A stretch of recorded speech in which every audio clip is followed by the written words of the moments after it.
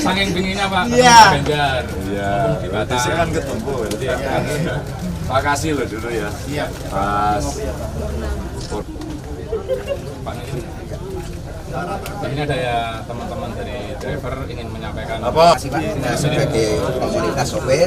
Benar. Udah, duduk.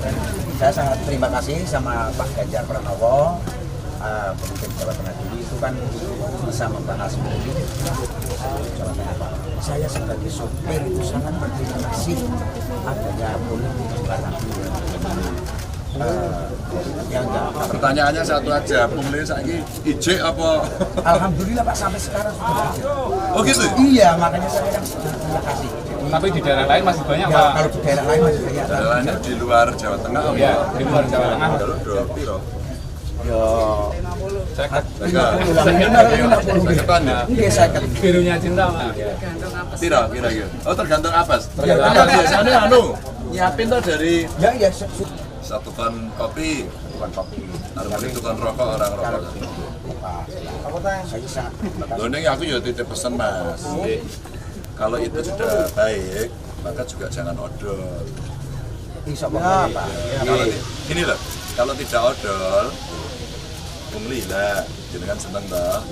Nah kalau pemerintah itu kan harus satu keselamatan. Diri sendiri, keselamatan pengguna jalan raya. Kalau tidak odol, maka relatif semua dalam ketentuan.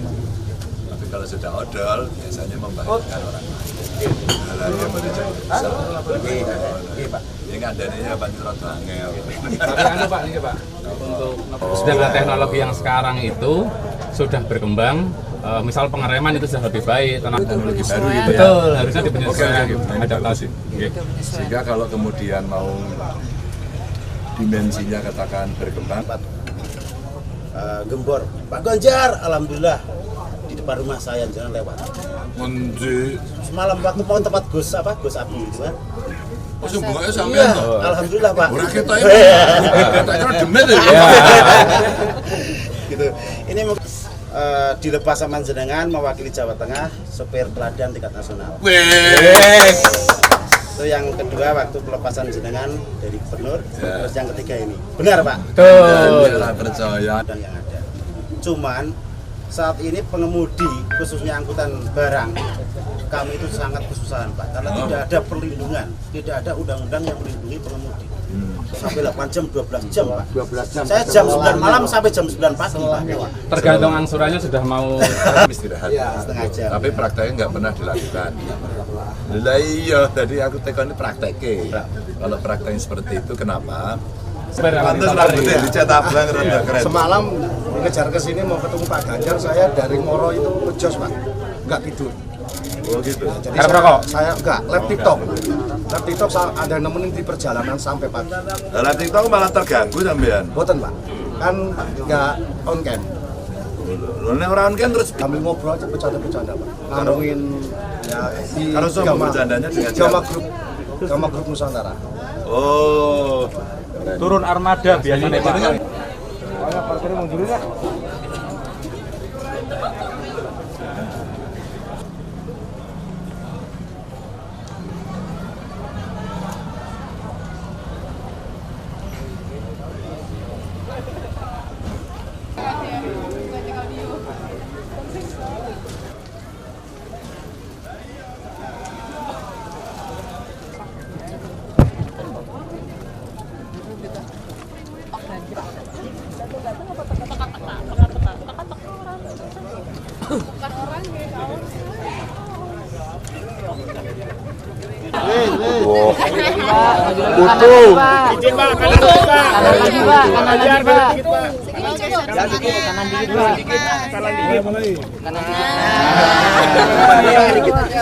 Ini Mas.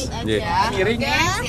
Oke, Pak Ganjar tadi aspirasi apa yang didapat? Jadi kawan-kawan truk ini menarik buat saya karena pernah kejadian luar biasa di Batang ya, di sini nih, di Subah ya.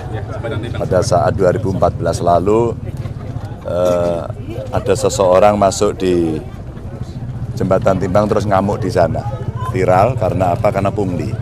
Nah ternyata surprise setelah sekian tahun kemudian saya didatangi para supir truk di banyak tempat dari seluruh Jawa saya kira waktu itu ya. Dia hanya menyampaikan, Pak Ganjar terima kasih. Sekarang yang kami yang di Jawa Tengah tidak lagi ada pungli di Jembatan Timbang.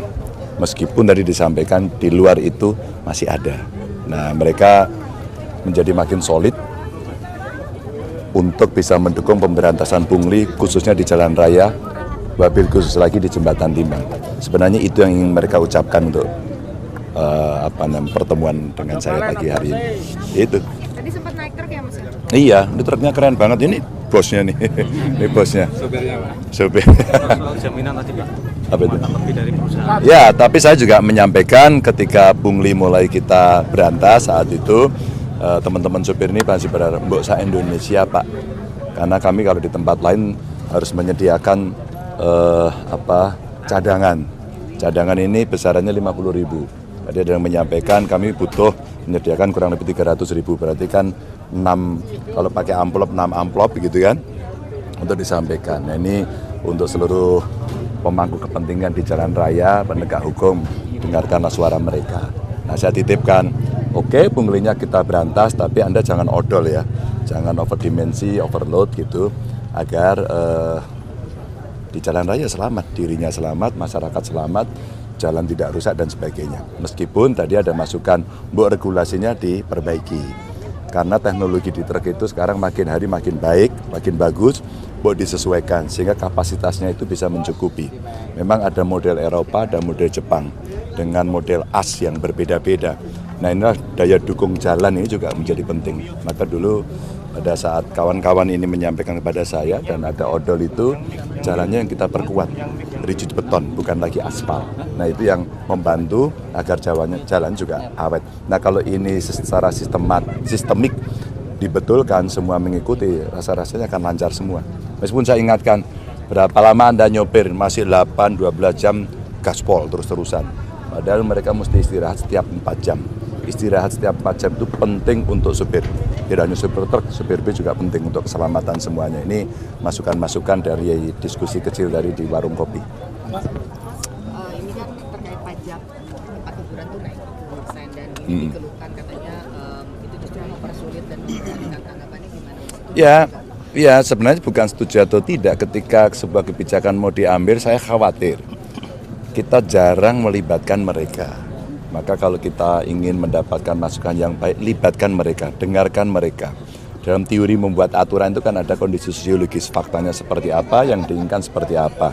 Rasa-rasanya bukan setuju atau tidak setuju, tapi kenapa naik segitu dan kenapa berat, sehingga konsensusnya bisa didapatkan secara bersama-sama. Sehingga pembuat aturan dengan mereka yang akan terkenal atau menjadi objek aturan itu sama-sama bisa merasakan ini oke kok. Saya waktu membela kawan-kawan petani tembakau juga sama.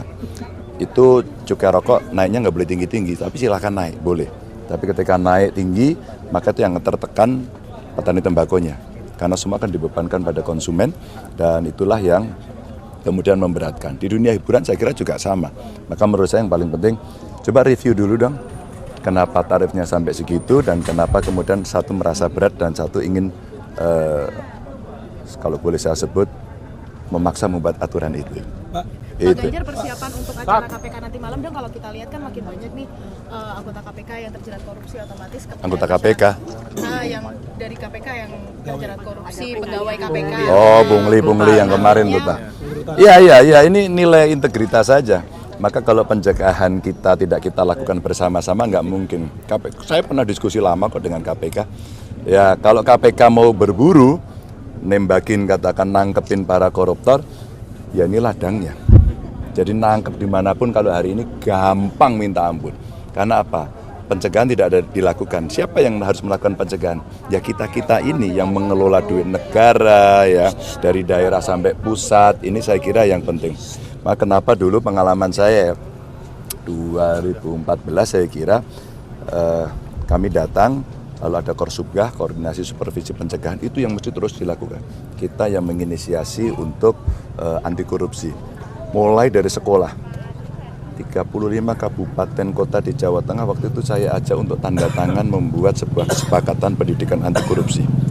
Kalau tidak dilakukan, sudahlah. Itu seperti namanya kapok Lombok. Makan cabai kepedesan, tobat, besok lagi, kumat lagi. Jadi artinya sistem pencegahan juga harus baik, transparansi juga harus dilakukan, dan masyarakat akan bisa mengontrol semuanya. Kalau itu tidak, ya nggak bisa. Maka kejadian yang pungli di dalam itu, ya lemahnya pengawasan, ya ternyata nilai yang ada di dalam pun tidak seperti yang didengungkan. Ini yang mesti direform. Maka kuatkan KPK, kembalikan lagi, tapi semua harus ikut dalam pencegahan korupsi. Jadi sudah siap ya Pak ya untuk nanti malam? Oh, saya siap sekali. Bahkan sudah saya siapkan sejak 2013 maju pertama jadi gubernur. Mboten korupsi, mboten ngapusi. Cocok kan sama Pak Mahfud juga. Soal persiapan debat ini. Mas Anies yang dari fans Koreanya Mas Anies Videotron dicabut dalam waktu kurang dari 24 jam. Apa itu? Videotronnya Mas Anies di wilayah Jakarta Selatan. Videotronnya Mas Anies. Kenapa? Dihapuskan tanpa sebab dalam waktu kurang dari 24 jam. Mas. Wah, nggak tahu saya. Saya kan bukan timnya Mas Anies. Soal persiapan debat ini apakah ada kejutan? Bravo. Kejutan apa lho debat kok. Sini Pak, sana. Akhirnya sendal bayi. Awas. Tarik ya. Ada belakang. Lagi malah lagi terus lagi. Wah, kelarisan gue.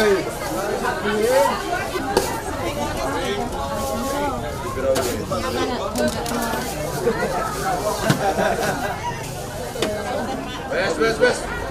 Halo wes lho, malah tiba-tiba terus lho. Ayo.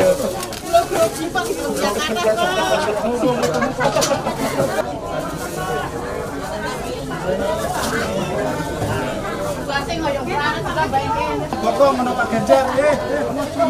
Bakul beras. Beras. Bu, ngobrol bareng, Bu.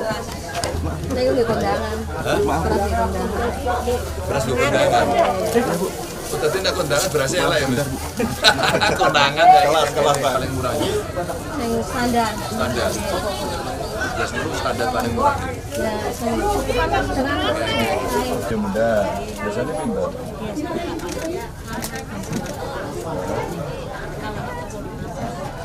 Orang mana terus Bunda perkataan nih.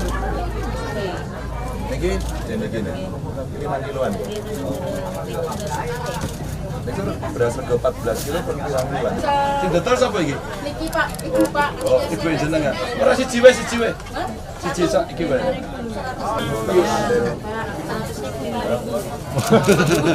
Karo kembang. Ganjar lanjut. Ya.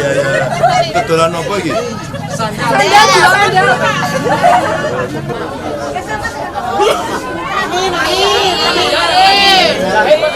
Apa wi? Apa? Apa PDI? Maksud ini jualan Pak Ganjar. Hebat loh. Pak.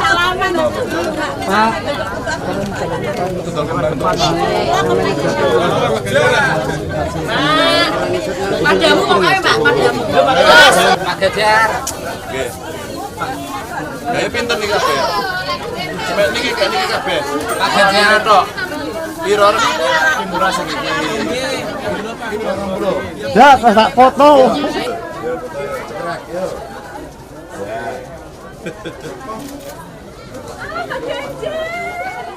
Download Tribun X sekarang, menghadirkan lokal menjadi Indonesia.